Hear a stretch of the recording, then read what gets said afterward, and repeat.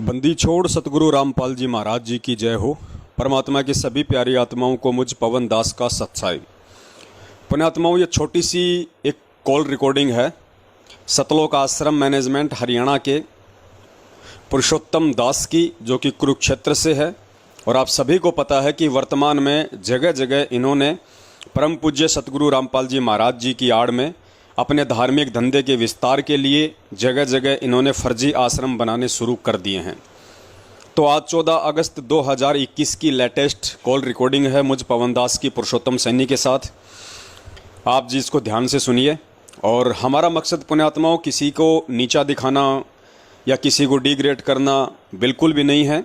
हमारा मकसद है कि परमेश्वर की संगत जो ज्ञान आधार को छोड़ के अज्ञानता की तरफ चल रही है, ऐसे सारनामी समझे जाने वाले मनवश लोगों को बहुत बड़ा भगत समझ के उनके पीछे लगी हुई है। परमात्मा ने सत्संगों में क्या कहा, अपने ज्ञान में क्या कहा, उसको ना समझ के खाली उनके बेटा बेटी भाई बंधु रिश्तेदार जवाई और ये पुरुषोत्तम सैनी जैसे लोगों के कहने पे अधिक चल रही है, जिसके चलते वो अपनी मर्यादाओं का खंडन कर रही है और गुरुजी से दिन ब दिन दूर होती जा रही है, जिसका परिणाम आप सबके सामने है। आए दिन सारनामी से लेकर प्रथम नामी सैकड़ों लोगों की मौतें संगत में एक महीने में हो रही हैं। पीड़ादायक मौत, एक्सीडेंट से मौत, फांसी लगा के मौत, जबकि परम संत की शरण में आने के बाद तो भगत को कांटा भी नहीं लगता। तो रीजन यही है कि वर्तमान में संगत गुरुदेव के ज्ञान को आधार ना बना के इन बड़े बड़े समझे जाने वाले भक्तों के बहकाव में अधिक चल रही है। उनके मनमाने आदेशों को गुरुजी का आदेश मान के उनको ज्योति पाठ और दान का जो पैसा दे रही है, वो पैसा कुपात्रों के हाथों में जाने की वजह से संगत को उसके प्रतिफल में नुकसान उठाना पड़ रहा है। तो दास का निवेदन है, ऑडियो को ध्यान से सुनिए। ये 8 मिनट की ऑडियो है। उसके बाद पुरुषोत्तम सैनी का एक मीडिया इंटरव्यू है बरवाला कांड के समय का, उसको भी आप ध्यान से सुनिए। उसमें बहुत सारे जो कंसेप्ट हैं वो क्लियर होंगे। आपको मालूम पड़ेगा कि असली और नकली भगत क्या है और इन लोगों ने गुरुदेव को ज्ञान को आधार बनाया है या देखा देखी में चल रहे हैं और आप लोगों ने क्या करना है। बहुत सारे कंसेप्ट आपके क्लियर होंगे। आगे की ऑडियो को भी आप जी पूरा सुनिए। सत साहिब, जय हो बंदी छोड़ की। हेलो सत साहिब जी। साहब जी। पुरुषोत्तम जी बोल रहे हैं? हाँ जी, बोल रहा हूँ। भगत जी, ये रोहतक के सिंहपुरा में जो घेवर बन रहे हैं 35 किलो के, ये किस खुशी में बन रहे हैं? किस खुशी में बन रहे हैं? हाँ। अरे हम राजा है, हमारा पिताजी हो जो कोई जो मर्जी खिला दे। राजा तो का बेटा तो हमेशा खाता पीता होता है, खुशी रहता है। बिल्कुल आपकी बात सही है। राजा का बेटा कुछ भी कर सकता है, राजा कुछ भी वो करवा सकता है। सतगुरु ने कहा कि बना लो भाई, जो बच्चे वहाँ रहते हैं सदा, वो बेचारे घर तो जाते नहीं, ना कभी उन्होंने कोई मिठाई खाई, ना कोई कभी पराठा खाया, ना कोई। परमात्मा ने बोला कि ठीक है बेटा, वहाँ जो रहते हैं वो बना लेना और खा लेना। अच्छा, जो आश्रम में जो सेवादार रहते हैं परमानेंट, उनके लिए बनवाए जा रहे हैं? मतलब वो बनवाए जा रहे हैं, मतलब और क्या कहूँ इसे, वो अपने आप ही अंडरस्टूड बात है। जो कह दिया ना भी उनके वहाँ खा लेंगे बना करके, कोई बात नहीं। अच्छा, तो एक दिन के खाने से काम हो जाएगा? तो फिर या तो रोज ही बनाओ। रोज क्यों बनाए? तो रोज फिर खाएंगे, रोज तो एक चीज खाई जाती है। तो फिर एक दिन से क्या हो जाएगा भगत जी? चलो कोई बात नहीं, उनकी इच्छा होगी, बेचारों ने कर लिया होगा भी। हम वो ज्यादा से गरीब तबका या अब रह गया। देखो आप तो अभी तो कह रहे हो कि गुरुजी के आदेश है, अभी कह रहे हो कि उनकी इच्छा है। दोगली बातें मत करो, बात क्या है वो बताओ भगत जी, हकीकत क्या है? दोगली कब कर रही है मैं? तो आप कह रहे हो ना भाई उनकी इच्छा है, उन सेवादारों की, वो अपना खा लेंगे बना के। प्रार्थना करी गुरुजियों से, गुरुजी ने कहा भी बना लो बेटा, कोई बात नहीं। अच्छा, गुरुजी से मतलब घेवर बनाने की प्रार्थना की गई कि गुरुजी क्या हम घेवर बना सकते हैं क्या? गुरुजी से प्रार्थना करने में क्या है, एक चीज की प्रार्थना कर सकते हैं हम। तो सुबह शाम जो चाय बनती है आश्रम में, उसकी भी गुरुजी से प्रार्थना होती है क्या दोनों टाइम?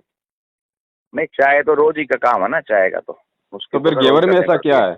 घेवर में ऐसा क्या है भगत जी जो उसकी स्पेशली उसकी प्रार्थना की गई? आपको क्या? हाँ, पहले तो ये बताओ कौन बोल रहे, कहाँ से बोल रहे हैं आप? मैं भगत जी पवन दास बोल रहा हूँ, जयपुर वाला। अच्छा रहे तुम तो यार काल का दूध पक्का। मैं तो काल का दूध हूँ, लेकिन मैंने जो सवाल किया ना उसका जवाब दो। नहीं, आप गुरुजी से बात क्यों नहीं करते आकर के? जब गुरुजी बार बार बुला रहे हैं आपको भी, आओ भाई मेरे से बात कर लो। जो आदेश होते हैं मेरे होते हैं और उसके आदेश के अनुसार ही सब कुछ होता है। आप लोगों की बात इतना कुछ आप लिख रहे हो, कहाँ जाओगे भगत जी? ये पहले परमात्मा लिखा भी ऐसे ऐसे काल के दूत पैदा हो जाएंगे, और आप उसका श्रेय क्यों ले रहे हो काल के दूत का? गुरुजी ने आप आगे गुरुजी 2008 से बात में कर लो। गुरुजी ने 2008 में कहा था कि संगत में 2 काल के दूत पैदा हो चुके हैं। वो कौन थे भगत जी?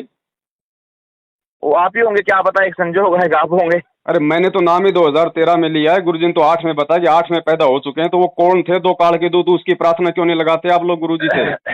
तो आप आकर के बात कर लो ना एक बार गुरुजी से। आपको गुरुजी ये शर्म जो आ रही है हो रहा क्या है भगत जी? आप ये लोगों को हो रहा शर्म है, आती है क्या ये अगर सवाल करने में? आपने पहले भी मेरी एक वीडियो डाल रखी है, मैं तो ये भी डालूंगा, मैं तो ये भी डालूंगा आपकी। क्या होगा, क्या होगा उससे? और वो संगत, यही तो परीक्षा है, यही तो परीक्षा है जो तुम तोड़ने संगत में को लगे हो। लूटपाट करके वो आश्रम क्यों हम बना रहे हो जो- भैया? वो फर्जी आश्रम वो क्यों बना रहे हो? क्यों ये संगत का पैसा बर्बाद कर रहे हो?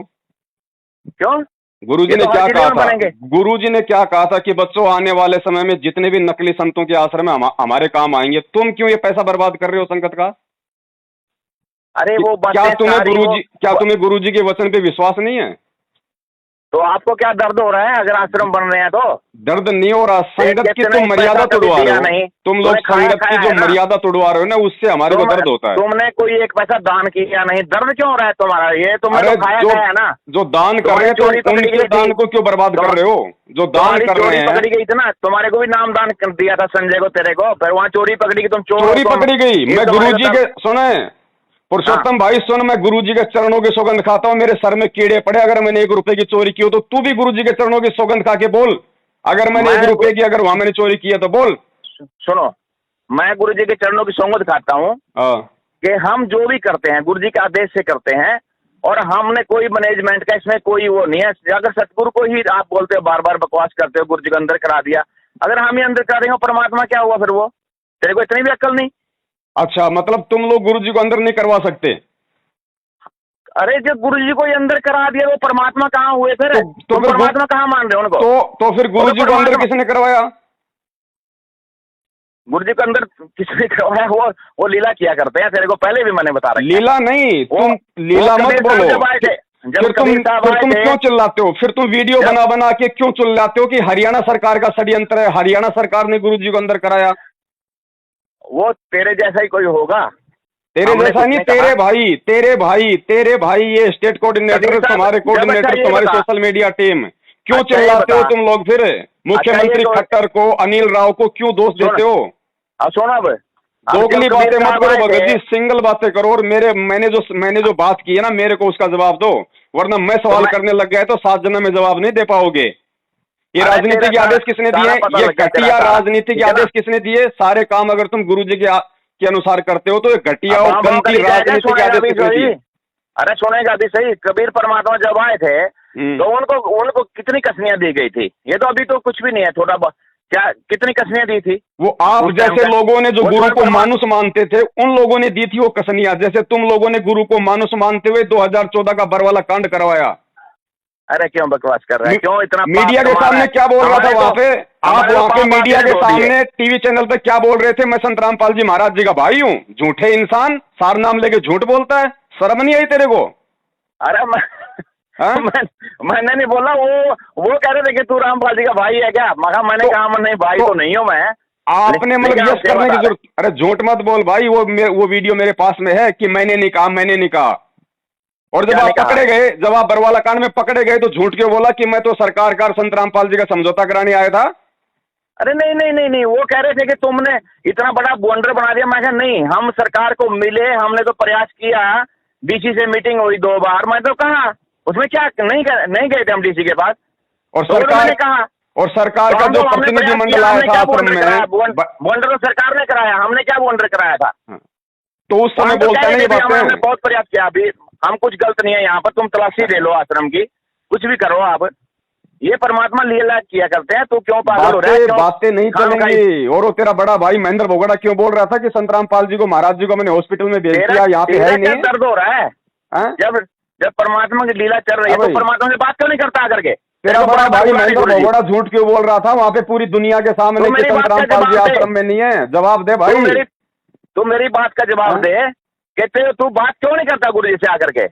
मेरे को बात करने की जरूरत नहीं। मेरे को परमेश्वर बोल के चले गए कि बेटा राष्ट्रीय समाज सेवा समिति मेरी नहीं है।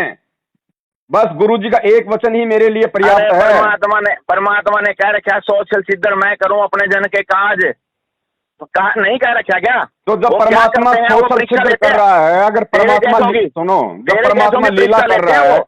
जब तुम्हें तेरे जैसों की ठीक है, परीक्षा हो रही है ठीक ये। है, ठीक है, जब ठीक है ना? परमात्मा लीला हाँ। कर रहा है, जब ये लीला बड़वाला कर रहे हैं, कांड बिल्कुल। परमात्मा ने देख लेना, करवाया, आज कुछ दिनों जेल में में झंडा- परमात्मा बैठा है, वो उन्हीं लीला का कर झंडा रहा चढ़ेगा है। कुछ दिनों में, उन्हीं का अरे सुन झंडा ले, शिखर में जाएगा, तू देखता रहा। महापुरुष जी 20 जगह सुन काम ले, लग रहा है, 20 जगह। है भाई, ये ठीक है ना? बड़वाला कांड अच्छा अगर होगा। लीला है तो परमात्मा लगा की। लेना 4 इंटें, तो 4 इंटें लगा के दिखाना है, यहाँ तो 20 जगह काम लग रहा है। अरे धीरे बोल, वरना बड़े उसमें फिर तेरे को टेबलेट खानी पड़ेगी बीपी की, थोड़ा धीरे मेरे बोल को कोई टेबलेट नहीं खानी पड़ती, तेरे को ही खानी पड़ेगी। हम तो सतगुरु के शिष्य हैं। भाई तू हिमाचल में गया था, नकली? तू एक बार हिमाचल की तरफ गया था पुस्तक सेवा करने, वहां पे एक वीडियो में कह रहा था कि ये तो लीला है गुरुजी की बरवाला कांड है। बिल्कुल तो बिल्कुल लीला है तो ये। नालायक को लीला करने दो ना गुरुजी को, जबरदस्ती अरे क्यों नालायक क्यों है, टांग अगर ये फंसा लीला रहे नहीं हो? होती, ये कृष्ण जी क्यों को इतने जेल में वकील जा कर रहे हैं, क्या क्यों लौटती? संगत का पैसा खा रहे हो, क्यों वकील कर रहे हैं गुरुजी को लीला करने? तो जब लीला कर लेंगे तो अपने आप आ जाएंगे, कोई नहीं जबरदस्ती बाहर क्यों निकाल रहे हो? तुम अपने जैसा खुद होता है स्वयं, हुआ दूसरे को वैसा ही मानता है। अरे तू खाता है ना, कम तूने से कम खाया ना गुरुजी, पहले? कम से तो कम सोचता गुरु सारे ऐसे ही होंगे। गुरुजी को कम से कम जेल में तो ढंग से रह लेने दो। जेल में भी तुम दुखी कर रहे हो, लीला नहीं वो करने दे कभी रहे। जेल में नहीं होते, वो परमात्मा लीला करे करते हैं। वो सतलोक में एक पावन का एक नीचे है, वो तो सब जगह हर घट में बैठे हैं वो। ये लीला तुम्हारी चल रही है, परमात्मा की नहीं चल रही। ये तुम हमारी लोगों की क्या लीला चलेगी? चल रही है। हमारी तुम क्या जैसे जो औकात है? पाखंडी जो आश्रम में जो इकट्ठे हो गए थे ना, तू है पखंडी, है भाई, तो लहदा पंथ चलाने की सोच और रहा ये ना। संगत को लूट नहीं लूट चलेगा। के जो ये फर्जी आश्रम बना रहे हो अपने धार्मिक सब धंधे मिट के जाएगा। लिए, संगत के एक एक पैसे का हिसाब लेगा तूने परमात्मा। कभी दिया दान? एक पैसा दान दिया कभी? तुम तेरा क्या खा लिया तेरा? तुम जैसे कुपात्रों को मैं नकली? तुम तू अपने जैसा सोचता तुम है जैसे तो? कुपात्रों को मैं चवन्नी नहीं दूं? अरे घटिया, हमारे को नहीं देनी, सतगुरु को देते हैं वो। चुप। अरे तो सतगुरु को देते दूंगा, हैं, हमारे को क्या देना? सतगुरु को दूंगा। तुम जैसे काला एजेंटों को क्यों दूं मैं आज, जो सरेआम दान का दुरुपयोग कर रहे हैं? आनंदपाल सिंह की सीबीआई जांच करवाई, तुम्हारा बाप लगता था क्या वो गुंडा? बकवास मत कर, बाप होगा तेरा। क्या कह रहा है? तो अपने बाप की सीबीआई जांच में क्यों शामिल करवाया भक्तों को? 5 लाख रुपए का उनको चंदा क्यों दिया भक्तों के दान का अजमेर की रैली में? किसको? गुंडे? अरे किसको? बातें मत बना, तेरे को पता नहीं कौन किसको। चल तू क्या ठेकेदार लग रहा है? बात फोन काट। ठेकेदार हूँ भाई, 100 बार मेरे जो बातें उनका जवाब दे। And we managed to get in touch with the brother of this so-called God-man, the brother, of course, Mr. Purushottam Das. You are Sant Rampal's brother. My first question is a very simple question. Why is Mr. Rampal, or Sant Rampal as his followers call it, not surrendering? What seems to be the problem? सच्चाई पुण्यात्माओं, परमपिता परमेश्वर जी की एक वाणी है कि वाणी ही से पहचानिए कुटिल नीत की घात, अंदर की करनी की निकले मुख्य बात। दूसरी वाणी है साधु शब्दा परखिए, दुख पड़े घरनार, सूरवीर जद जानिए जब रण बाजे तलवार।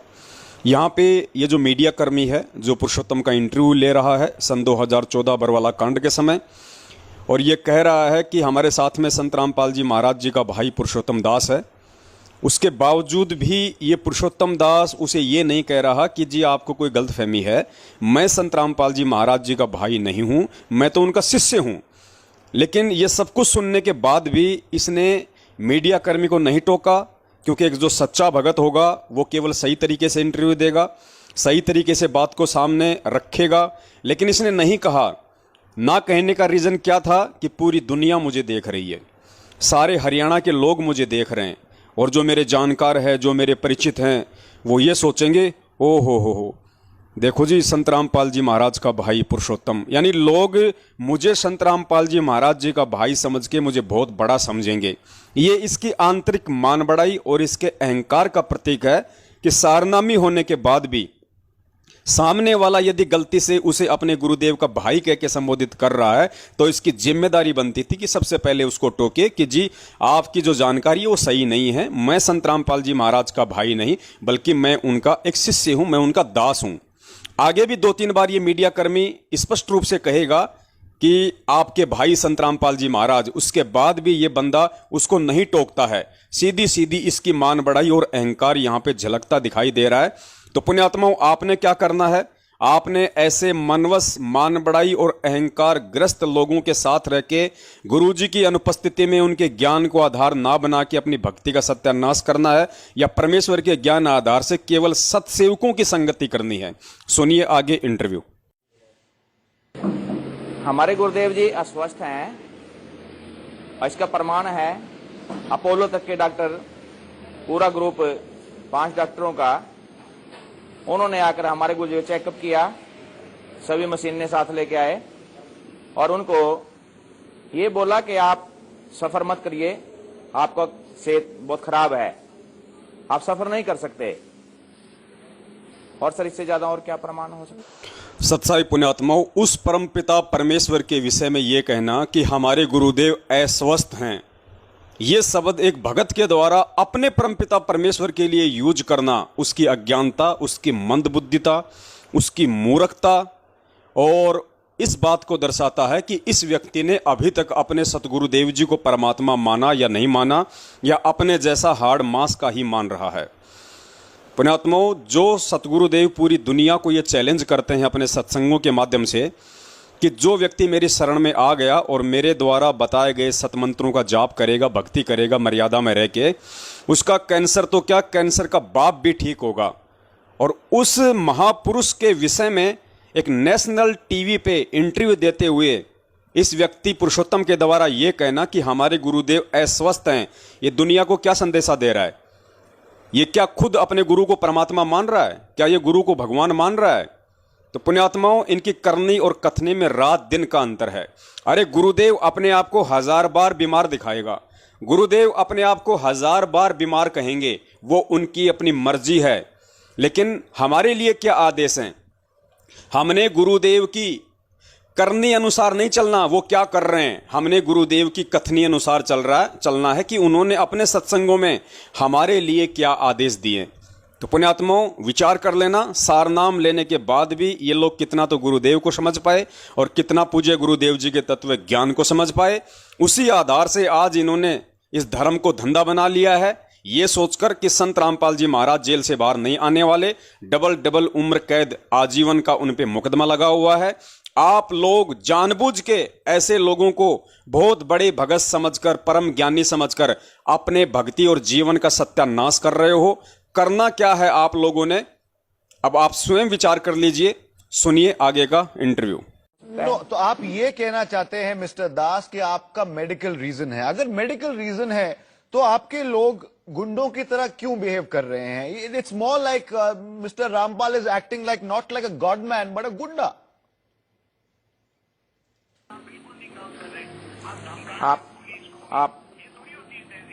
आप ये गलत यूज कर रहे हो शब्द गुंडों की तरह। वहां पे कोई बीड़ी तक नहीं पीता, कोई शराब मांस मट्टी खाने वाला नहीं है। वो हमारे जो भक्त हैं उसमें RSS राष्ट्रीय समाज सेवा समिति के सदस्य भी हमारे साथ जुड़ चुके हैं। 1 लाख सदस्य हैं लगभग RSS के, वो भी हमारे साथ जुड़ चुके हैं। और वहां ये कभी भी अन्याय होगा और कहीं पर कोई ऐसी घटना होगी जैसे जम्मू कश्मीर में अभी सेवा करके आए। सत्साई पुण्यात्माओं, यहाँ पे मीडिया कर्मी के द्वारा पूज्य गुरुदेव संत रामपाल जी महाराज जी को गुंडे शब्द से संबोधित करना कोई बड़ी बात नहीं है, क्योंकि ये लोग अज्ञानी हैं, ये लोग इस तत्व ज्ञान से अपरिचित हैं। इसलिए पुण्यात्माओं, ये लोग कुछ भी कह सकते हैं, इनको माफ़ी है परमात्मा की तरफ से। जिस प्रकार परमात्मा से जुड़ने से पहले आप बहुत सारे भगत भाई बहनों के इंटरव्यू सुनते हो, जिन्हें कोई ज्ञान समझाया करता था तो वो गुरुदेव को गालियां दिया करते थे, उल्टा सीधा बोला करते थे, और उनके शरण में आने के बाद फिर वो माफ़ी मांगते हैं गुरुदेव से। तो इसी प्रकार ये मीडिया कर्मी है, ये जगत वाला है, इसको ज्ञान नहीं है, ये परमात्मा का, ये कुछ भी बोल सकता है। तो हमने इन चीज़ों से आहत नहीं होना चाहिए। उसके बाद ये पुरुषोत्तम कह रहा है कि हमारे साथ में राष्ट्रीय समाज सेवा समिति के सदस्य भी जुड़ चुके हैं, यानी राष्ट्रीय समाज सेवा समिति RSS, जो कि बरवाला कांड के मुख्य दोषी है, जिसका मुखिया मास्टर रामकुमार ढाका, महेंद्र भगोड़ा, ये खुद उसका मेंबर था, एग्जीक्यूटिव मेंबर था ये खुद पुरुषोत्तम सैनी उसका, जिन्होंने भक्तों को भ्रमित किया, भक्तों को कमांडो बनाया, भक्तों को पुलिस वालों से लड़वाया और गुरुदेव को इन्होंने जेल करवाई अपने मनवश कुकर्मों के चलते, अपनी मनवश हरकतों के चलते। तो ये पुरुषोत्तम कह रहा है कि अब तो राष्ट्रीय समाज सेवा समिति अर्थात RSS के सदस्य भी हमारे साथ में जुड़ चुके हैं। तो पुण्यात्माओं, ध्यान देना शब्दों पे। अब आगे संत रामपाल जी महाराज जी इसी RSS राष्ट्रीय समाज सेवा समिति के विषय में क्या कहने वाले हैं। गुरुदेव ने कहा कि ये राष्ट्रीय समाज सेवा समिति मेरी नहीं है, मीडिया के इंटरव्यू में पूरी दुनिया के सामने कहा कि राष्ट्रीय समाज सेवा समिति मेरी नहीं है, वो गुंडे जो थे वो राष्ट्रीय समाज सेवा समिति के थे। और ये पुरुषोत्तम कह रहा है कि राष्ट्रीय समाज सेवा समिति हमारे से जुड़ चुकी है। तो पुण्यात्माओं, गुरुजी के आदेशों के विपरीत और गुरुजी की जानकारी के विपरीत ये कौन सी समिति थी, कौन से ये सदस्य थे जिनके साथ ये मैनेजमेंट वाले साठ गांठ कर चुके थे बरवाला कांड करवाने के लिए, गुरुदेव को जेल करवाने के लिए, ताकि इनका धार्मिक धंधा आराम से चल सके। तो पुण्यात्माओं ध्यान देना, पूज्य गुरुदेव जी के इस इंटरव्यू पर वो भी मीडिया वाले ले रहे हैं। बरवाला कांड के दूसरे दिन की बात है। गुरुजी ने स्पष्ट मना कर दिया कि ये राष्ट्रीय समाज सेवा समिति अर्थात RSS मेरी नहीं है। तो पुरुषोत्तम सैनी से सवाल जवाब कीजिए आप लोग कि जब गुरुजी को पता ही नहीं कि RSS क्या है, गुरुजी की कोई संस्था थी नहीं ऐसी, तो तुम लोगों ने कौन सी संस्था को लाके बरवाला कांड में खड़ा कर दिया, जिसका तू जिक्र कर रहा है कि RSS राष्ट्रीय समाज सेवा समिति के सदस्य हमारे साथ में जुड़ चुके हैं। तो गुरुजी के आदेशों के विपरीत ये कौन सी समिति थी जिसके सदस्य तुम्हारे साथ में जुड़ चुके थे, जिनकी उल्टी हरकतों के चलते गुरुदेव बदनाम हुए और ये बरवाला कांड हुआ। सुनिए पूज्य गुरुदेव जी का इंटरव्यू। आपके ऊपर इतने इल्जाम है सर, आपके ऊपर इतने इल्जाम झूठे कैसे हैं आपके ऊपर? आपके गुंडे इतने खड़े थे वहाँ पे, हजारों आदमी हरियाणा पुलिस से। मेरे नीचे राष्ट्रीय समाज सेवा समिति नहीं तो आपकी समिति है। अरे आपकी समिति है बाबा। आप नहीं, अगर आप ये कह रहे हैं कि आप बेकसूर हैं या संत रामपाल बेकसूर हैं, तो इफ यू आर इनोसेंट आप कोर्ट में जाके क्यों नहीं लड़ते? Why don't you fight it in court instead of holding people for ransom in Hisar? Court क्या न गुंडागर्दी कौन कर रहा है? गुंडागर्दी तो कर ही नहीं रहे, हम तो अपने घर बैठे हैं। अब इन्होंने क्या ये जाते हैं कोर्ट में, जाते हैं तो तब अवमानना का केस बना देते हैं, नहीं जाते हैं तब भी अवमानना का केस बनाते हैं। इससे अच्छा तो हम अपने घर तो बैठे रहे हैं। पहले इन्होंने हमारे सभी सदस्यों को बुलाया RSS के, उसके बाद 11,000 को बुलाया, उसके बाद उसमें 3 ही रह गए। तो हमारे गुरुदेव जी पर जब अवमानना का केस ही नहीं बनता, कोई गलती ही नहीं की उन्होंने हिसार में जब आए थे, जो एक केस बना हुआ है, आप गहराई तक जाइए। सत्साई पुण्यात्माओं ध्यान देना, यहाँ पे मीडिया कर्मी कह रहा है कि आप लोगों को कोर्ट पे विश्वास क्यों नहीं है, आप लोगों को लॉ पे विश्वास क्यों नहीं है, आप लोग कोर्ट में जाइए, अपनी बात को रखिए। तो पुरुषोत्तम जी बात को घुमाते हुए कह रहे हैं कि हमारे ऊपर कोर्ट की अवमानना लगा दी जाती है, हम जाते हैं तो भी अवमानना लग जाती है, नहीं जाते हैं तो भी अवमानना लग जाती है, इससे अच्छा तो हम अपने घर पे बैठे रहें। जबकि पुण्यात्माओं ये कोई जवाब नहीं होता है। अगर इनको यदि ज्ञान समझ में आ गया होता, यदि इनको गुरुदेव समझ में आ गए होते, तो पहली बात तो पुण्यात्माओं इतना बखेड़ा नहीं होता। क्योंकि जब हमें पता है कि हमारे परमात्मा स्वयं धरती पे प्रकट हैं, सारी सृष्टि के रचनहार हैं, वो समर्थ है, तो हमने उनके ज्ञान आधार अनुसार उन्होंने हमें जो संत बनाया है, जो साधु बनाया है कि संत ना छोड़े संतता, चाहे कोटि की मिले असंत। फिर हमें किस बात का डर था? अगर काल भगवान की प्रेरणा से ये नकली सरकारें, ये न्यायपालिका अगर गुरुदेव पे झूठा भी आरोप लगा रही हैं, हर तरीके से तुम्हें लगता है कि भाई गुरुदेव पे झूठे आरोप हैं, हमारे ऊपर झूठे आरोप हैं, तो कोई दिक्कत नहीं। हमारे को विश्वास होना चाहिए ना कि परमात्मा है भाई खुद गुरुदेव, और कोर्ट क्या बिगाड़ लेगा। ठीक है, संतों को, भक्तों को, महात्माओं को परेशानियों का तो सामना झेलना ही पड़ता है, क्योंकि ये काल का लोक है। काल इतनी आसानी से सच्चाई को ऊपर नहीं आने देगा। लेकिन हम भी तो भगत हैं, हम भी तो संत हैं, हमारे को भी तो परमात्मा ने उन संकटों को झेलने की शक्ति दी है, पावर दी है, ज्ञान दिया है। तो जब काल अपनी दुष्टता नहीं छोड़ रहा, तो हम संत होकर अपनी संतता क्यों छोड़ें? तो ये इसका जवाब नहीं होना चाहिए था। दूसरी बात, हमें गुरुजी ने सत्संगों में बहुत बार कहा है कि पुण्यात्माओं, जब वो परमात्मा इस पृथ्वी पे आता है तो वो परमात्मा एक नेक नागरिक की भूमिका भी निभाता है। नेक नागरिक मतलब हर तरीके से कानून को सहयोग करने वाला, इस काल भगवान के नियमों को ना तोड़ने वाला, उसको कहते हैं नेक नागरिक। तो यदि कोर्ट ने जबरन हमारे ऊपर मुकदमे लगा रखे हैं, झूठे मुकदमे लगा रखे, तो हमारे को डर किस बात का था? साधु संतों को तो परेशान ही किया जाता भाई। हमने ज्ञान आधार से उनका जवाब देना था। कोर्ट में बुलाते तो हम कोर्ट में जाते, चाहे हमारे ऊपर अवमानना का केस लगाएं चाहे ना लगाएं, तारीखों पे बुलाएं तो हमें तारीखों पे जाना चाहिए। जबकि तुम लोगों ने 42 बार कोर्ट की अवमानना करवाई जबरदस्ती। इन सतलोक आश्रम मैनेजमेंट हरियाणा वालों ने 42 बार कोर्ट के आदेशों का मजाक उड़ाया। क्यों? गुरुजी का झूठा मेडिकल सर्टिफिकेट दे के। हर बार ये गुरुजी का एक नया सर्टिफिकेट पेश कर देते। तारीख जब आती थी, तारीख आती थी, कोर्ट का सम्मन आता था कि संत रामपाल जी महाराज जी को कोर्ट में पेश किया जाए, तो पुण्यात्माओं ये सतलोक आश्रम मैनेजमेंट हरियाणा वाले गुरुजी का झूठा बीमारी का सर्टिफिकेट बना के, मेडिकल बना के कोर्ट में पेश करवा देते थे वकीलों के माध्यम से कि संत रामपाल जी महाराज जी बीमार हैं, अस्वस्थ हैं। अब बताओ पुण्यात्माओं, ये ड्रामा कौन करेगा? क्या पूज्य गुरुजी ये ड्रामा करने के लिए कहेंगे या ये ड्रामा करेंगे? खुद वो परमात्मा ये ड्रामा करने के लिए इनको बोलेगा? क्या वो परमात्मा कोर्ट की अवमानना करेगा? क्या वो परमात्मा कोर्ट में अपना झूठा सर्टिफिकेट लगाएगा? तो ये सारा का सारा जो ड्रामा है पुण्यात्माओं, गुरुदेव को अपने जैसा मानुष समझने के चलते हुआ था कि अगर संत रामपाल जी महाराज जी को जेल होगी तो हमारा तो धार्मिक धंधा ही बंद हो जाएगा, फिर हमें कैसे खाने को मिलेगा, कैसे पीने को मिलेगा, हम तो नंगे हो जाएंगे बिल्कुल। आज कम से कम अगर जब तक आश्रम में गुरुजी हैं तब तक दान धर्म आ रहा है, हमारी मौज मस्ती, हमारी अय्याशियां चल रही हैं। तो इनको डर था इस बात का, इन्होंने गुरुजी को एटीएम मशीन समझ रखा था, बैंक बैलेंस समझ रखा था। जबकि सुनिए पुण्यात्माओं, पूज्य गुरुदेव जी का ये सत्संग जिसमें गुरुजी स्वयं कह रहे हैं कि वो परमात्मा जब पृथ्वी पे आता है तो एक नेक नागरिक की भूमिका निभाता है, आदर्श नागरिक की भूमिका निभाता है। जब हमारे गुरुजी स्वयं एक आदर्श नागरिक की भूमिका निभा रहे हैं अपने गुण अनुसार, जैसा कि उस परमात्मा के गुण हैं, तो फिर पुण्यात्माओं बरवाला कांड के समय ये अभद्रता किन लोगों ने की? ये राष्ट्रीय समाज सेवा समिति नाम का संगठन किसने खड़ा किया? भक्तों को काले कपड़े पहना के कमांडो किसने बनाए? पुलिस के साथ में भक्तों को किससे लड़वाया? उनके हाथों में हथियार, डंडे, पत्थर, पेट्रोल बम किसने पकड़वाए? और वहां पे पुलिस और भक्तों की झड़प में जो 6 मौतें हुई उसका जिम्मेदार वहां गुरुजी को ठहरा दिया गया, जिनका पूज्य गुरुदेव जी से कोई लेना देना भी नहीं था। तो पुण्यात्माओं इन सब बातों पे विचार करो, और समय नहीं है, आने वाला समय भयंकर विनाशकारी है, तड़प तड़प के मरोगे। परमात्मा हाथ नहीं उठाएगा, ध्यान रखना। परमेश्वर ने यदि एक बार आपके सिर से अपना पंजा उठा लिया, फिर दुनिया में कहीं कोई बचाव नहीं है आपका। अभी भी सुधर जाओ, समय है। परमेश्वर से अपने मनमानियों, जो भी आपने मनमानियां की हैं, जो भी आपने उल्टे आदेश इन लोगों के माने हैं, जो भी आपने कुक्रम किए हैं, कुपात्रों को ज्योति पाठ दान का पैसा दिया है, परमात्मा को दंडवत करके क्षमा याचना करो और परमेश्वर के ज्ञान आधार से चलना शुरू करो। अब समय नहीं है आगे, ये अंतिम चेतावनी समझ लेना परमात्मा की तरफ से। आगे समय नहीं है कि परमात्मा तुम्हारी रक्षा करेगा, तुम कोई विशेष नहीं हो परमात्मा के लिए।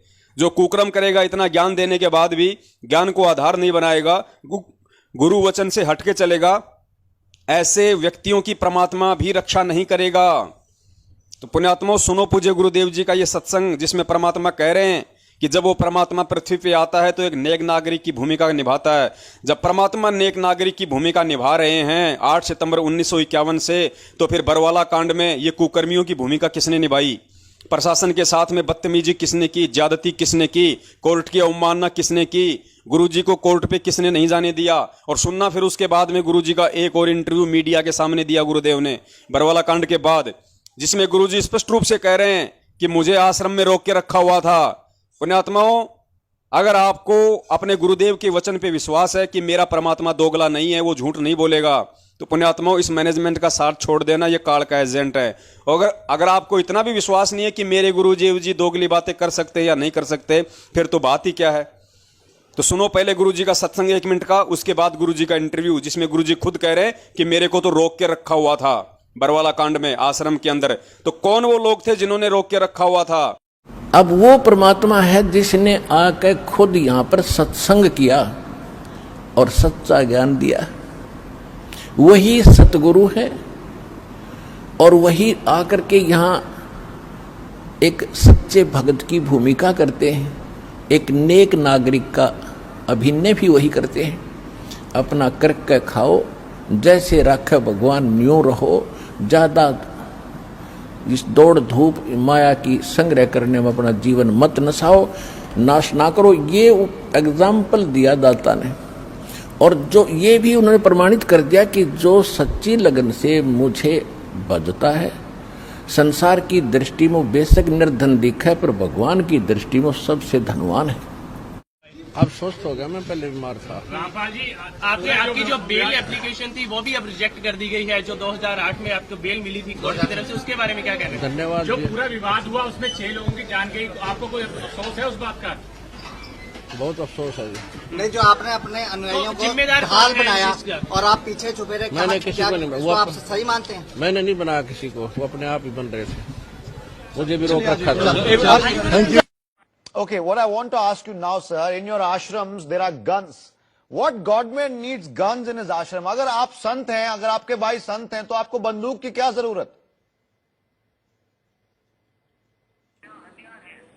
नहीं, हमारे तो जो भक्त हैं आसपास के, दो हमारे जो भक्त लोग हैं दो आसपास के, उन्हीं के लाइसेंसी हथियार जो हैं वो कभी ले भी आते हैं, कभी नहीं भी ले आते हैं। वो तो राइट है। गन सच्चाई पुण्यात्माओं, थोड़ा शब्दों पे ध्यान देना सीखो, और इसीलिए परमपिता परमेश्वर ने ये सबूत हमारे लिए छोड़े हैं ताकि हम इन चीज़ों को समझ सकें कि बरवाला कांड में किन लोगों का दोष था और किस प्रकार से निर्दोष गुरुदेव जी को इन लोगों की उल्टी हरकतों के चलते, मनमानी हरकतों के चलते फंसाया गया है। अब यहाँ पे मीडिया कर्मी इस पुरुषोत्तम सैनी से सवाल कर रहा है कि यदि आपके भाई, आपके संत यदि संत हैं, यदि वो गुरु हैं, तो उनको आश्रम में ये गन वगैरह रखने की क्या आवश्यकता थी। तो इसके जवाब में पुरुषोत्तम जी कह रहे हैं कि वो गन हमारे कुछ भगत भाई थे जो आसपास के, वो लेके आया करते थे, उनकी लाइसेंसी वो बंदूकें थी, तो वो कभी ले भी आते थे, कभी नहीं भी लेके आते थे। तो पुण्यात्मा विचार करो, ये कितना झूठा जवाब, कितना निराधार जवाब इसने दिया है। और ये बहुत सारे भक्तों की भी शंका है कि भाई गुरुजी आश्रम में बंदूकें क्यों रखते थे। तो पुण्यात्मा इसका जवाब तो मैं आगे दूंगा कि गुरुजी आश्रम में बंदूकें रखते थे या नहीं रखते थे। गुरुजी आश्रम में इन गुंडों को कमांडो के रूप में रखते थे या कोई और रखता था। लेकिन फिलहाल ये जो पुरुषोत्तम सैनी कह रहा है कि हमारे आसपास के जो भगत हैं वो अपनी बंदूकें ले आया करते थे, कभी लाते थे कभी नहीं लाते थे। तो पुण्यात्मा विचार करना, ये गुरुदेव का आदेश नहीं था। आश्रम में जो बंदूकधारी थे वो गुरुदेव के अनुसार नहीं थे। गुरुदेव ने कोई कमांडो नहीं रखा, कोई बॉडीगार्ड नहीं रखा। अरे तीनों लोकों में प्रवेश करके सबका धारण पोषण करने वाला वो समर्थ परमात्मा 2 कौड़ी के जीवों को अपना बॉडीगार्ड बना के रखेगा क्या? तो पुण्यात्मा यहाँ इस पुरुषोत्तम सैनी ने इस बात को भी क्लियर कर दिया है कि आश्रम में जो कमांडो थे, आश्रम में जो बॉडीगार्ड थे, जो 24 घंटे गुरुजी के पीछे बंदूक तान के चलते थे, वो गुरुजी की तरफ से नहीं थे। वरना इस महाशय को ये बात कहने में शर्म नहीं आनी चाहिए थी। अगर गुरुजी का आदेश होता तो ये क्यों नहीं कहता यहाँ पे कि जी हमारे गुरुजी के आदेश थे, हमारे गुरुदेव ने रखे हुए थे, उनके आदेश से वहां पे कमांडो थे। लेकिन इसने जिक्र नहीं किया क्योंकि आदेश नहीं था, वरना 100% ये कहता। क्योंकि जो आदमी पूरी मीडिया के सामने, देश दुनिया के सामने ये कह सकता है कि संत रामपाल जी महाराज अस्वस्थ थे, वो बीमार थे, तो वो व्यक्ति ये कहने में क्यों शर्माएगा? यदि गुरुजी का आदेश होता तो कमांडो रखने का, बॉडीगार्ड रखने का, लेकिन इसने मना कर दिया। इसने कहा कि आसपास के भगत थे वो अपनी बंदूकें लेके आया करते थे। तो पुण्यात्मा स्पष्ट है, वाणी ही से पहचानिए कुटिल नीत की घात, अंदर की करनी की निकले मुख से बात। आज वो बंदी छोड़ इन कुकर्मियों के मुख से ही सारी सच्चाई उगलवा रहा है। तो पुण्यात्मा ध्यान देना इनके शब्दों पे। अब चलिए सुनिए आगे इंटरव्यू। गांधी जी हमारे बापू जो थे वो, उनको कह सकते हैं कि लोग, वो संत थे, वो बड़े अच्छे आदमी थे। आप अपने भाई को संत रामपाल कहते हैं। गांधी जी संत थे, उनने आज तक कोई लाठी नहीं उठाई, कभी लाठी नहीं उठाई। लाठी उठाई तो चलने के लिए उठाई, किसी पे अटैक करने के लिए नहीं उठाई। अभी आप राजनीति से इसको मत जोड़ो, ये धार्मिक संस्था है, गैर राजनीतिक है हमारी। सच्चाई पुण्यात्माओं, यहाँ पे गन और बंदूक की बात को लेके मीडिया कर्मी इस पुरुषोत्तम से कह रहा है कि संत तो महात्मा गांधी जी थे जो कोई हथियार नहीं रखते थे, वो केवल एक अपना डंडा रखते थे, और वो भी किसी को मारने के लिए नहीं, कोई हिंसा के लिए नहीं, बल्कि अपने चलने के लिए। और आप अपने भाई को संत रामपाल कहते हो। तो पुण्यात्मा फिर से इसने एक बार जिक्र किया यहाँ पे कि आप अपने भाई को संत रामपाल कहते हो, लेकिन फिर भी इस मान बड़ाई और अहंकार से ग्रस्त व्यक्ति ने एक बार भी उसको नहीं टोका कि भाई संत रामपाल जी महाराज मेरे भाई नहीं हैं, मैं तो उनका शिष्य हूं, वो मेरे परमात्मा हैं। लेकिन उनको अपना परमात्मा माने, कोई अपना गुरु माने, तब ये बात कहेगा ना। इसको तो लोग देख रहे हैं, इसके रिश्तेदार देख रहे हैं, तो इसके मन में तो लड्डू फूट रहे हैं कि देखो आज मैं कितना बड़ा बन के पेश हो रहा हूं पूरी दुनिया के सामने। लोग मुझे संत रामपाल जी महाराज जी के भाई के रूप में देख रहे हैं, जान रहे हैं। तो उसने कहा कि संत तो महात्मा गांधी थे, आप अपने भाई को संत कहते हो, संत रामपाल जी। तो पुण्यात्माओं, अब हकीकत क्या है? आश्रम के अंदर जो बंदूकें, जो बंदूकधारी थे, गुरुजी के चारों तरफ जो बॉडीगार्ड थे, अब आपको दास बताएगा। पुण्यात्माओं, हकीकत क्या है? ये भक्ति मार्ग सिर्फ ज्ञान आधार का है, और ज्ञान समझे बिना आपको सतगुरु की परिभाषा कभी जिंदगी में समझ में नहीं आएगी। आप धक्के खाते रहेंगे, 24 घंटे आप गुरुजी के पास में रहेंगे, साथ में रहेंगे, तो भी आप उनको नहीं समझ पाएंगे यदि आपने उनके ज्ञान को नहीं समझा तो, उनके तत्व ज्ञान को नहीं समझा तो। और यही कारण था कि ये पूरों का पूरा मूर्खों का टोल, ये भेड़ों का झुंड, जो बहुत बड़े बड़े भगत दिखाई देते थे, उनके बेटा बेटी, भाई बंधु, रिश्तेदार, जवाई, ये स्टेट कोऑर्डिनेटर, परमानेंट सेवादार, ये सब के सब मूर्खों का झुंड था। ये केवल वहां पे रोट पाड़ने के लिए पड़े हुए थे आश्रम में, केवल अपनी मौज मस्ती के लिए, क्योंकि फ्री का पैसा आ रहा था, भक्तों के दान का ये लोग दुरुपयोग किया करते थे। गुरुदेव ने भी काफी बार इनको धमकाया, एक दो को तो गुरुजी ने आश्रम से बाहर भी कर दिया था। जो बलजीत का बेटा है अनिल लहरी, जो 428 मुकदमे में वांटेड था, पकड़ा गया था, अभी वो जमानत पे बाहर है, उसको तो मेन गेट पे पकड़ा गया, दोनों जेब फुल करके जा रहा था, लाख लाख रुपए की। परमात्मा के सामने पेश किया, गुरुजी ने कहा कि बेटा बहुत महंगा पड़ेगा। तो सरेआम ये लोग वहां पे चोरियां क्या करते थे अपनी ऐसो आराम के लिए, क्योंकि ये गुरुजी को परमात्मा नहीं मानते थे। तो पुण्यात्माओं, ये जो डर था कि गुरुजी को कोई मार ना दे, गुरुजी को कोई हानि ना पहुंचा दे, अगर गुरुजी मर गए, अगर गुरुजी को किसी ने हानि पहुंचा दी तो हमारा तो धार्मिक धंधा ही बंद हो जाएगा। हमें संगत फिर दान क्यों देगी? संगत आश्रमों में क्यों आएगी? संगत नहीं आएगी तो फिर पैसा कहां से आएगा? दान कहां से आएगा? हमारी ऐसो आराम, हमारी ये अय्यासियां, हमारी ये दुनिया भर की रंगरेलियां, आश्रमों में जो हमने स्विमिंग पूल बना रखे हैं, इतने ऐसो आराम में रहते हैं, फिर ये कैसे होंगे? कहां से पैसा आएगा? तो इन लोगों ने उस परमेश्वर को परमेश्वर ना मान के पूज्य गुरुदेव जी को खाली अपने जैसा एक मानुष मान लिया, एक आम संत मान लिया, और ये सोच के कि आर्य समाजी या सरकार गुरु जी को कहीं कोई नुकसान ना पहुंचा दे। इस वजह से ये लोग, ये महेंद्र भगोड़ा, ये सतलोक आश्रम मैनेजमेंट हरियाणा का मुखिया, इन लोगों ने मिलके अपनी सोच अनुसार इन्होंने ये बॉडीगार्डों की व्यवस्था कर रखी थी। 15-20 बॉडीगार्ड, 15-20 वहां पे बंदूकें, 24 घंटे गुरुजी के इर्द गिर्द, आगे पीछे। जब गुरुजी सत्संग करते थे तो शीशा भी इन्होंने बुलेट प्रूफ लगा रखा था, बुलेट प्रूफ शीशा। और जब गुरुजी सत्संग करते थे तो गुरुजी के आगे 2 बंदे खड़े हो जाते थे लेके बंदूक संगत की तरफ तान के। अरे नालायको, आश्रम के मेन गेट पे चेकिंग हो रही है मशीनों से, अंदर बेचारी भोली संगत बैठी हुई है, गुरुजी सत्संग कर रहे हैं, वो बुलेट प्रूफ है, उसके अंदर गोली जा नहीं सकती, फिर भी तुम 2-2 बंदूकधारी खड़े हो संगत की तरफ मुंह तान के। तो पुण्यात्माओं, सोचो इन्होंने गुरुजी को क्या समझ रखा था? हाड़ मास का पुतला, अपने जैसा इंसान। पुण्यात्माओं, यही वजह थी। और परमात्मा का वचन है काल भगवान के साथ में। काल भगवान ने कहा था कि परमात्मा आप जाओ संसार में, जीवों को ज्ञान दो, मोक्ष करो, लेकिन परमात्मा एक चीज आप ध्यान रखना, मैं आपसे वो वरदान मांगता हूं कि परमात्मा आप जबरदस्ती किसी के साथ मत करना, आप केवल अपना ज्ञान देना, ज्ञान देके आप अपनी पहचान करवाना कि आप कौन हो।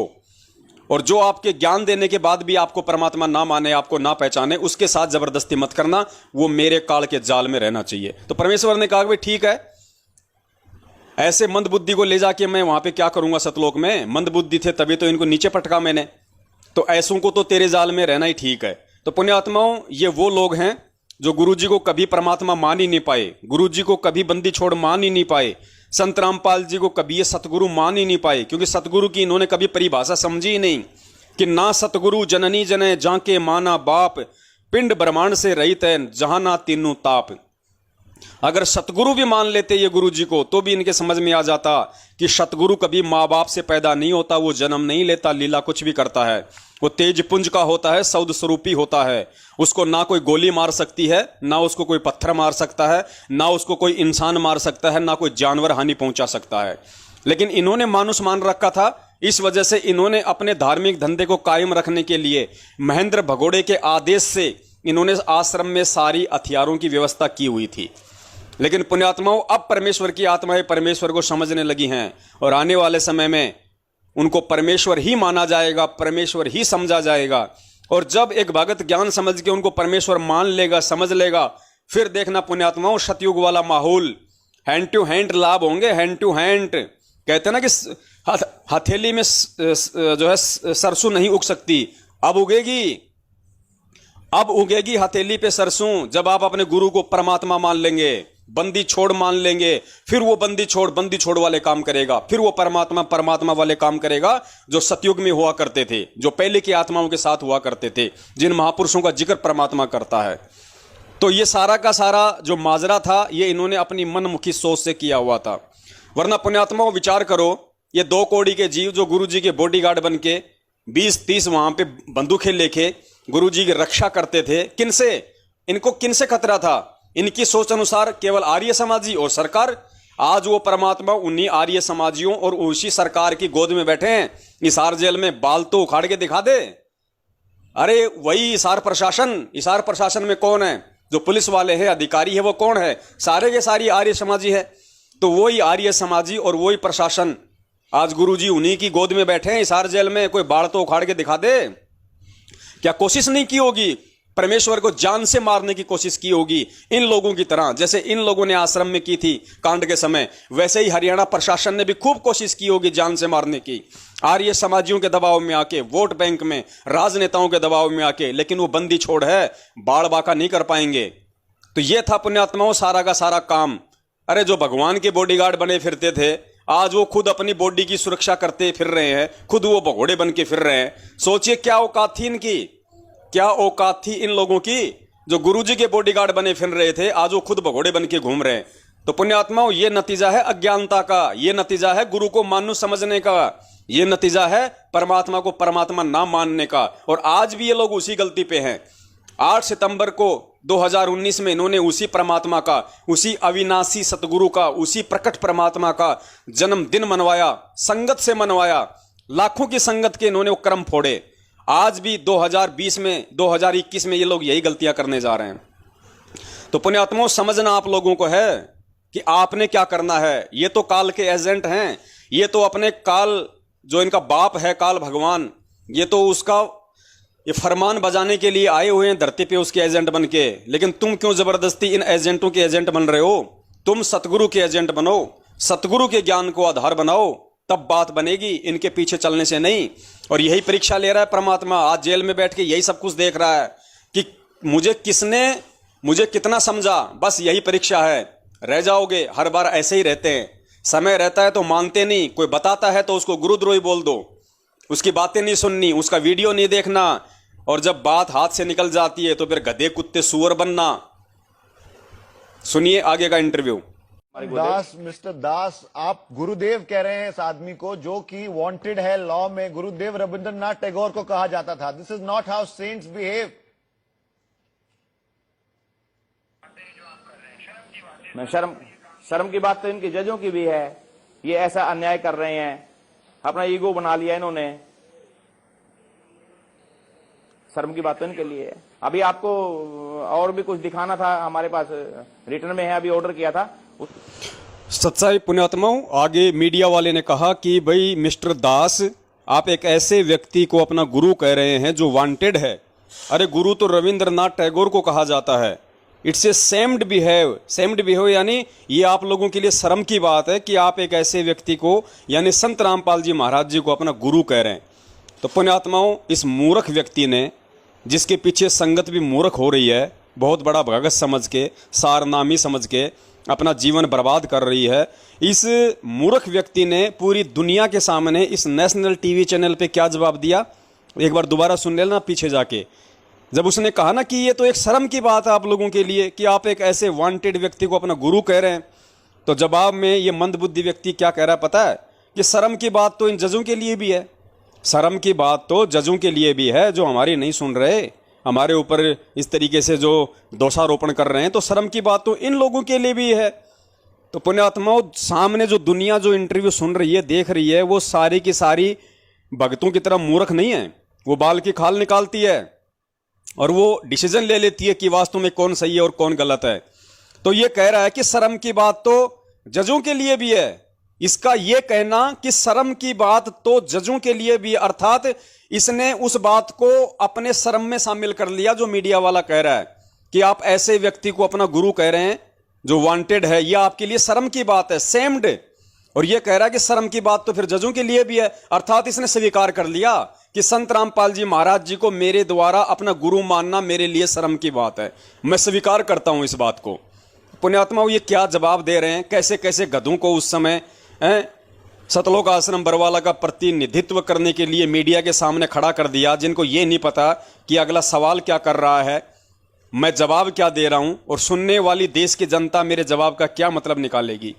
तो सोचिए पुण्यात्माओं, आज भी तो ये वही की वही हैं, ये वही तो गधे हैं, वही तो मूर्ख हैं, इनमें क्या बदल गया, ये तो बिगड़ गए और ज्यादा। बरवाला कांड के बाद तो ये बिगड़ और गए ज्यादा। संगत ने इन कुपात्रों को गुरु आदेश के खिलाफ ज्योति पाठ और दान का पैसा दे दे के इनकी बुद्धि को मलिन कर दिया और ज्यादा भ्रष्ट कर दिया।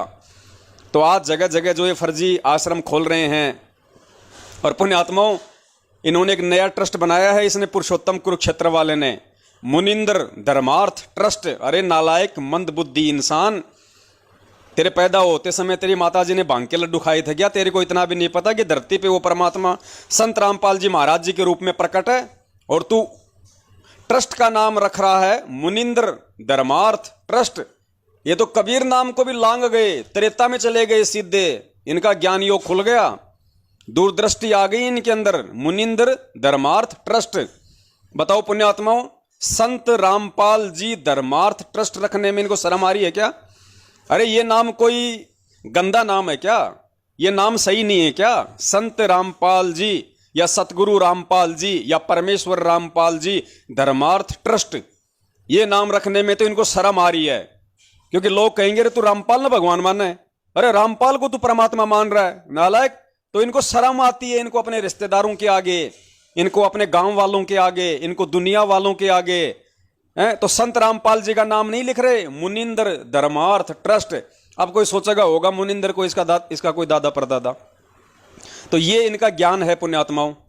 अरे कल को अगर उस ट्रस्ट के कागजात के लिए अगर गवर्नमेंट को कुछ जरूरत पड़ गई तो नालायक, अगर संत रामपाल जी धर्मार्थ ट्रस्ट रखता तो संत रामपाल जी महाराज के सारे डॉक्यूमेंट्स मिल जाते, तेरे को मार्कशीट भी मिल जाती, पैन कार्ड भी मिल जाता, राशन कार्ड भी मिल जाता, लाइसेंस भी मिल जाता है। अब बताओ मुनिंद्र का कहां से तू राशन कार्ड लाएगा, मुनिंद्र जी का कहां से तू लाइसेंस लाएगा, कहां से उनकी 10वीं की सर्टिफिकेट लाएगा? रे इतना तो दिमाग लगा लेते मंदबुद्धियों। लेकिन पुण्यात्माओं इन्होंने दिमाग लगाना नहीं है, क्योंकि दिमाग तो इनका काल भगवान ने हर लिया है, इनको तो अपना धार्मिक धंधे से मतलब है। और ये संगत को भी विचार करना चाहिए, इतनी मूर्खता भी ठीक नहीं है। काल भगवान सिंह घुसेड़ेगा आने वाले समय में, कोई बचाव नहीं करेगा। आज तुम अपने आप में शाने बन रहे हो, इनको पात्रों को दान धर्म ज्योति पाठ का पैसा देके, इनको कुक्रम करने के लिए जो तुम प्रेरित कर रहे हो अपने दान से, परमात्मा भी सहायता नहीं करेगा।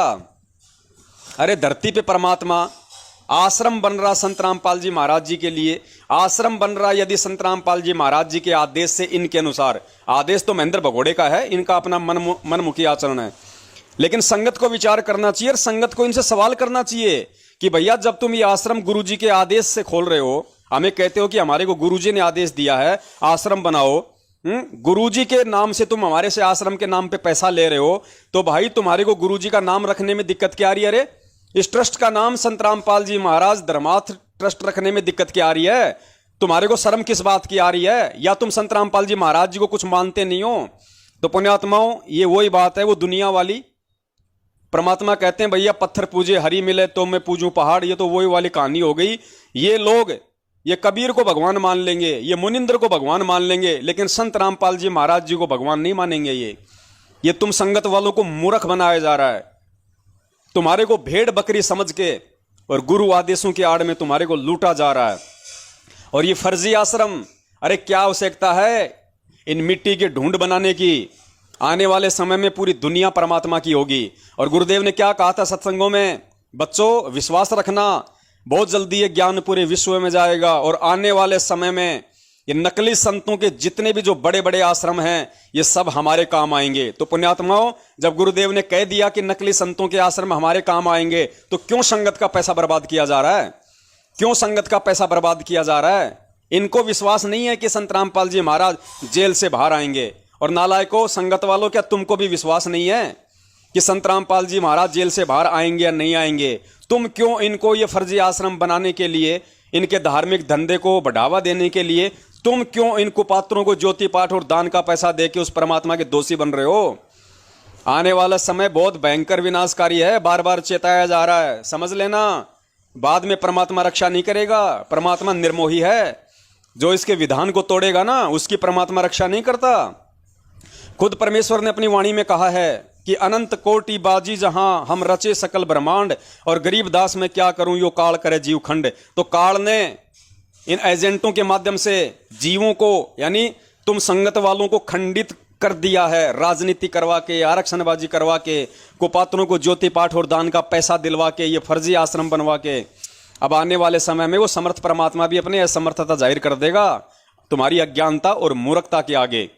तो भाई हमारा काम तो केवल तुम लोगों को सही राह दिखाना है, तुम लोगों को सही तरीके से संदेश देना है। इन्हीं की करने से, इन्हीं की जुबानी से तुम लोगों को समझाना है कि देखो इन बड़े बड़े महापुरुष समझे जाने वाले सारनामियों के क्या विचार हैं। ये कितना गुरुदेव को समझ पाए, कितना गुरुदेव के ज्ञान को समझ पाए। और तुम क्यों व्यर्थ में मूर्ख बन रहे हो? क्यों अपनी भक्ति और अपने सांसारिक माया धन का सत्यानाश कर रहे हो?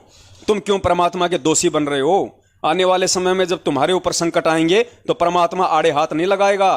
आज वर्तमान में देख लो, जीते जाते ये जो कोरोना आया था, हजारों भगत मरे तुम्हारी आंखों के सामने, सारनामी हजारों। परमात्मा ने रक्षा करनी होती तो इनकी नहीं कर देता क्या? लेकिन नहीं की उसने। क्यों नहीं की? क्योंकि सारे के सारे मर्यादा तोड़ के बैठे हैं, सारे के सारे इन कुकर्मियों के आदेश पे चल रहे हैं, सारे के सारे इन कुपात्रों को ज्योति पाठ और दान का पैसा दे रहे हैं, सारे के सारे राजनीतियां कर रहे हैं, आरक्षण बाजियां कर रहे हैं, गुंडों की सीबीआई जांच करवाते हैं, और इन गधों की पूंछ पकड़ के और नदी पार करने की सोच रहे हैं। तो भाई हम सत्सेवकों की तो यही प्रार्थना है, समय रहते मान जाओगे तो अपना भला करोगे, नहीं मानोगे तो जो दुर्गतियां हैं वो तुम्हारी आंखों के सामने हो रही हैं और आने वाले समय में तुम्हारी होंगी। देख लेना, समय दूर नहीं है। बंदी छोड़ सतगुरु रामपाल जी महाराज की जय हो। सत साहिब। मस्तक लाग रही मारे गुरु चरणा की दूर, मस्तक मारे गुरु चरणा की दूर, मस्तक जब ये धूल चढ़ी मस्तक पे, जब ये धूल धूलिया हो गई दूर, मारे गुरु चरणा की दूर। इड़ा पिंगला जा, इड़ा पिंगला जा।